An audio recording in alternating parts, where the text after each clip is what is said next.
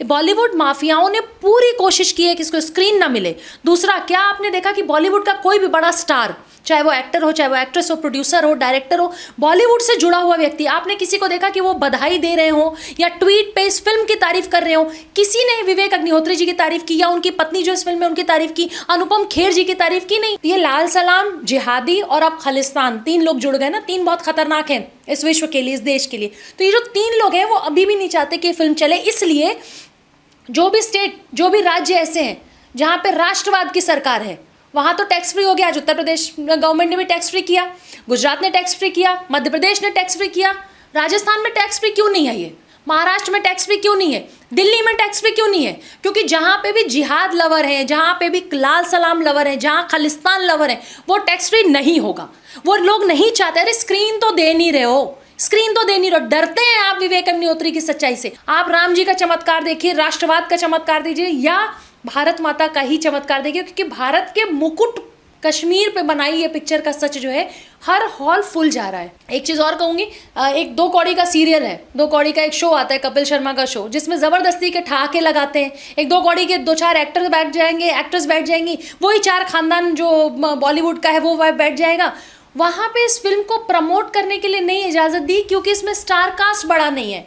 तो मैं उनके लिए सिर्फ इतना कहना चाहती हूँ, जो ये 3rd क्लास फिल्में आती हैं उसका प्रमोशन होता है कपिल शर्मा शो के वो घटिया से एक स्टेज पे, लेकिन जो राष्ट्रवाद की फिल्म आती है, जो लेजेंडरी वाली फिल्में आती हैं, उसका प्रमोशन करते हैं नरेंद्र दामोदर दास मोदी। नमस्कार दोस्तों, आप देख रहे हैं ऑल इंडिया न्यूज़। आज हम बात करेंगे द कश्मीर फाइल मूवी के बारे में, और हमारे साथ सामाजिक कार्यकर्ता प्रीति मैम जुड़ी हुई हैं।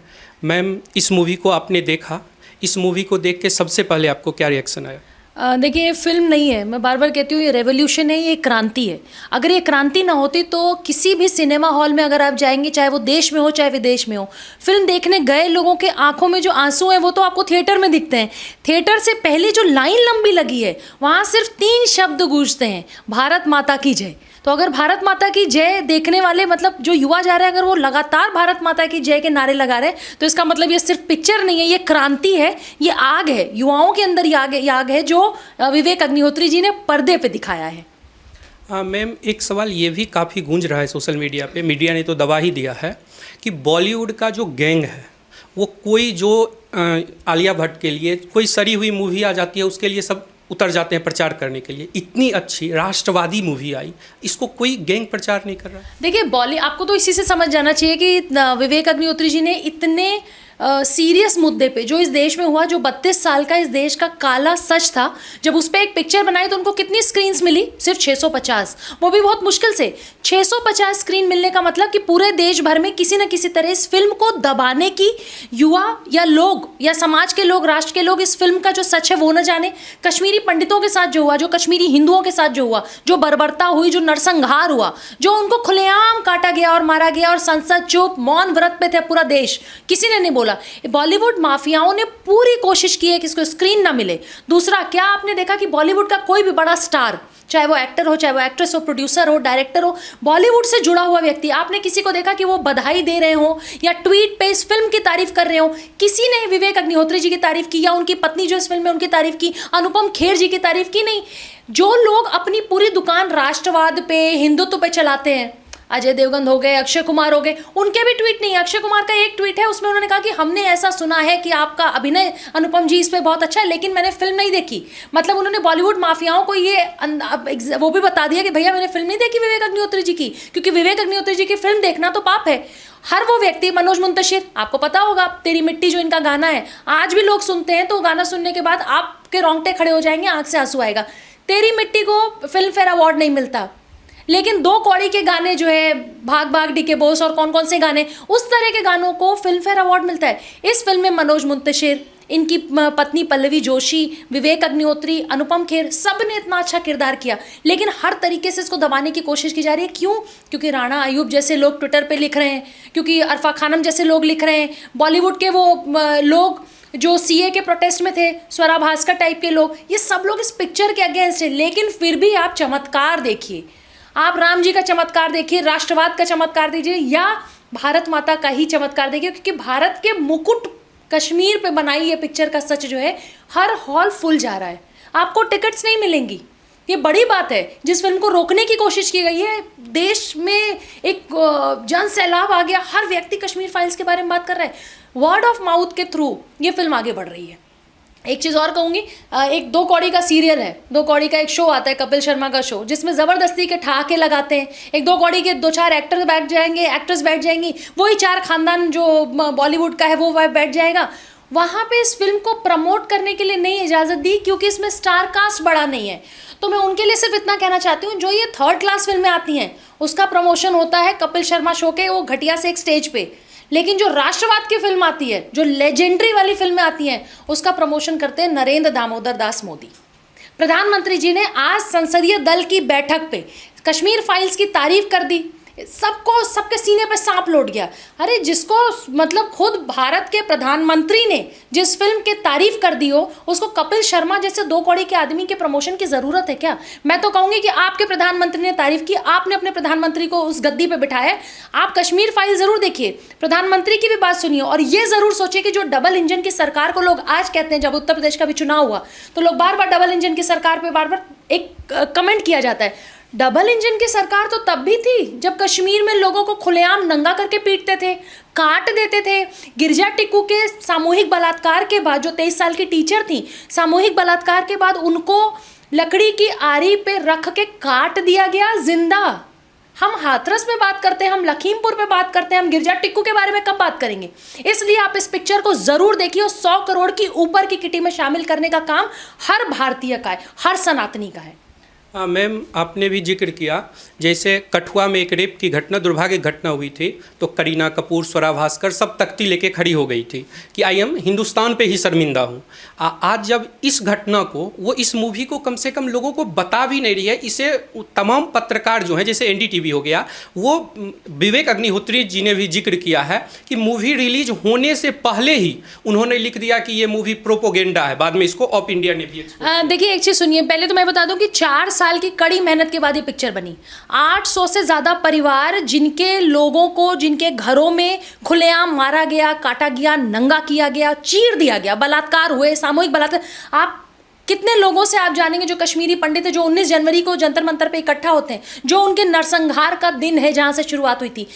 लोगों के घरों में जिहादी घुस के, जिनको सब जिहादी भाई विश्वास, उनके पड़ोसी, वो उन सब लोगों ने उनको दगा दिया और वो घरों में घुस के बलात्कार करते थे और करवाते थे, और मस्जिदों की आवाज़ तेज़ कर दी जाती थी। ये खुद कश्मीरी पंडितों ने अपना बयान दर्ज किया, कितनी बार ये बयान दिया है, कितनी बार अपने दर्द को लोगों से साझा किया है। लेकिन सबसे बड़ी बात कि इस बारे में बात तक नहीं होती, प्रोपोगेंडा बता दिया जाता है। मतलब गिरजा टिक्कू को के अंग अंग को काट दिया गया, ये प्रोपोगेंडा था। मैं कह रही हूँ, चाहे हाथरस की घटना हो, चाहे लखीमपुर की घटना हो, चाहे आपने जो कश्मीर की बात की, कठुआ रेप की, वो सब शर्मनाक है।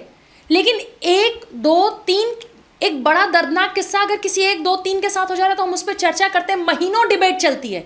5 लाख कश्मीरी पंडित मार दिए गए, भगा दिए गए, टेंट में रह रहे हैं, टेंट में उनको बिच्छू काट रहे हैं, कीड़े काट रहे हैं, सांप काट रहे हैं, इससे उनकी मौत हो जा रही है। प्रेग्नेंट वुमेन्स वहाँ पे झेल रही हैं, खाना नहीं है, पीना नहीं है, बिजली नहीं है, कुछ नहीं है, और वो वहाँ पे जी रहे, और 32 साल से जी रहे हैं। मतलब अपने ही धरती पे संसद क्या तब नहीं थी, संसद थी, एक्टिविस्ट थे, जिस चैनल का आपने नाम लिया वो चैनल भी था, बरखा दत्त जैसे लोग भी थे, बहुत सारे बड़े बड़े पत्रकार भी थे, एक्टिविस्ट थे, नेता थे, ये मानवाधिकार के लोग थे। ये थ्रेटा ग्रेटा जैसे लोग कहाँ मर गए थे भाई तब? चलो थ्रेटा ग्रेटा तो अभी चूजे हैं जो अंडे से निकले हैं और निकलते हैं, एनवायरमेंटलिस्ट खुद को कहते हैं। उस समय भी तो बहुत सारे एक्टिविस्ट रहे होंगे, उस समय भी तो ह्यूमन राइट्स रहा होगा। यूएनओ कहाँ था? बात बात पे कश्मीर पाकिस्तान वाली जब बात आती है तो भारत को नसीहत देते हैं। यूएनओ कहाँ था? क्यों यूएनओ पे 5 लाख कश्मीरियों के बारे में चर्चा नहीं हुई? मतलब आज अगर कहीं किस 2 कंट्री में अगर लड़ाइयाँ चल रही हैं, रशिया और यूक्रेन में, तो इसकी चर्चा पूरे देश में हो रही है, पूरे विश्व में हो रही है। पूरे विश्व का चैनल सिर्फ यही दिखा रहा है। पूरे विश्व के चैनल ने 32 साल क्यों नहीं दिखाया कश्मीरी पंडितों को? ये लाल सलाम, जिहादी और अब खालिस्तान, 3 लोग जुड़ गए ना। 3 बहुत खतरनाक हैं इस विश्व के लिए, इस देश के लिए। तो ये जो 3 लोग हैं वो अभी भी नहीं चाहते कि फिल्म चले। इसलिए जो भी स्टेट, जो भी राज्य ऐसे हैं जहाँ पे राष्ट्रवाद की सरकार है, वहाँ तो टैक्स फ्री हो गया। आज उत्तर प्रदेश गवर्नमेंट ने भी टैक्स फ्री किया, गुजरात ने टैक्स फ्री किया, मध्य प्रदेश ने टैक्स फ्री किया, राजस्थान में टैक्स फ्री क्यों नहीं है? ये महाराष्ट्र में टैक्स फ्री क्यों नहीं है, दिल्ली में टैक्स फ्री क्यों नहीं है? क्योंकि जहाँ पे भी जिहाद लवर हैं, जहाँ पे भी लाल सलाम लवर हैं, जहाँ खालिस्तान लवर हैं, वो टैक्स फ्री नहीं होगा। वो लोग नहीं चाहते। अरे स्क्रीन तो दे नहीं रहे हो, स्क्रीन तो दे नहीं रहे हो, डरते हैं आप विवेक अग्निहोत्री की सच्चाई से। और ज़रा सोचिए कि कोई भी सिनेमा जो आप दिखाए, जो आप लोग दिखा रहे हैं सोशल मीडिया पे, एक भी ऐसा हॉल नहीं है जहाँ लोग रो नहीं रहे।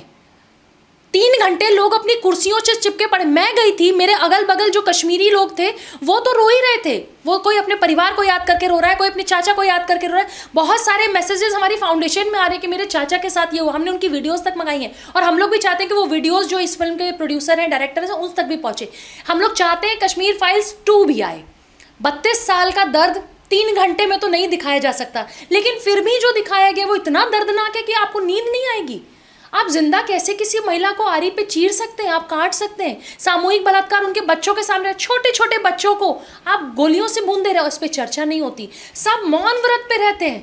संसद यहाँ चलती है लेकिन कश्मीर तक बात नहीं होती। और ये 2 परिवार कश्मीर में, अब्दुल्ला और मुफ्ती, इन 2 परिवारों ने केंद्र सरकार के इशारों पे हमेशा कश्मीरी पंडितों की मदद नहीं की, कभी नहीं की। और आज भी यही कारण है कि जब अनुच्छेद 370 हटा, इस फिल्म को देखने, एक चीज कहूंगी, इस फिल्म को देखने के बाद जो अनुपम खेर जी पूरे फिल्म में एक प्लैक कार्ड लेके खड़े थे, remove 370, article 370। Thank you to dear prime minister Narendra Modi ji को बहुत सारा धन्यवाद देश के युवाओं की तरफ से कि आपने 35 से अनुच्छेद 370 हटाने की हिम्मत की। क्योंकि आपके पीछे की जो सरकार थी वो इतनी नपुंसक थी कि उसको हिम्मत नहीं थी, उसकी हिम्मत, हैसियत, औकात नहीं थी कि वो 370 हटा पाए।